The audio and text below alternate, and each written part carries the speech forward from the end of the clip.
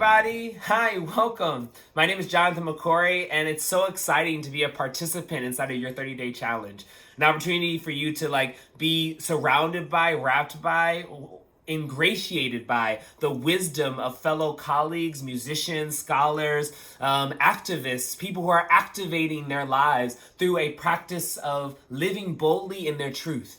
And that you are a part of that. That you are saying, yes, that I want to do that for 30 days. You want to be able to walk into the fall, a fall of transition, a moment of transition. How powerful is that? For 30 days to start a practice that prepares you for a natural and a very holistic thing that happens in nature called the fall, where leaves change, where things get bare, where things go dormant to be able to regenerate themselves in the spring. In what ways are you preparing yourself for that regeneration?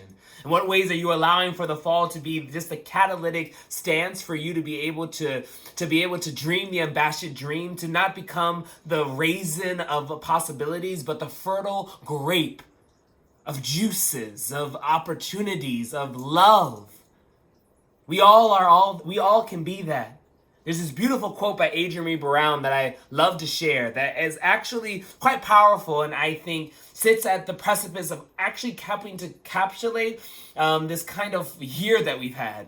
A year where we've had to sit with grief, a year that we have to sit with disappointment, a year that we had to sit with distance as a way of being.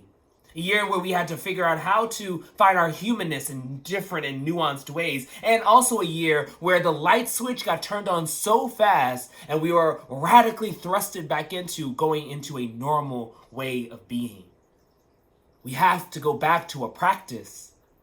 We have to go back to centering a practice so that we can love ourselves and know that we are a vessel full of impossible and possible loving moments, lovable moments. So I'll just read this quote from Adrienne Brown. It's from Emergent Strategy. If you don't know the book, please cop it, check it out. If you do know the book, I think this quote might actually resonate with you and remind you of the wisdoms that she actually shares inside that book.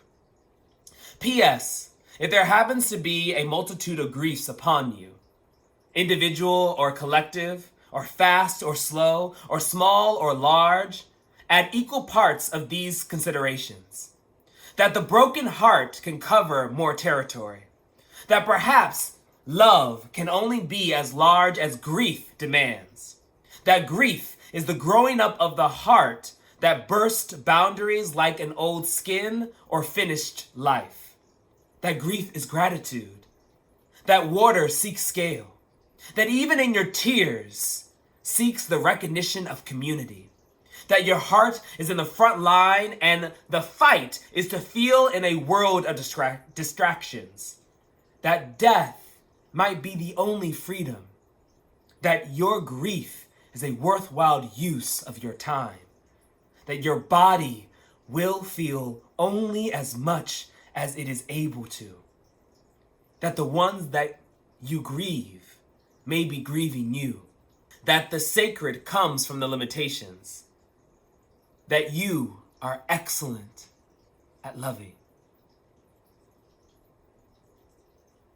Remember that. You are excellent at loving.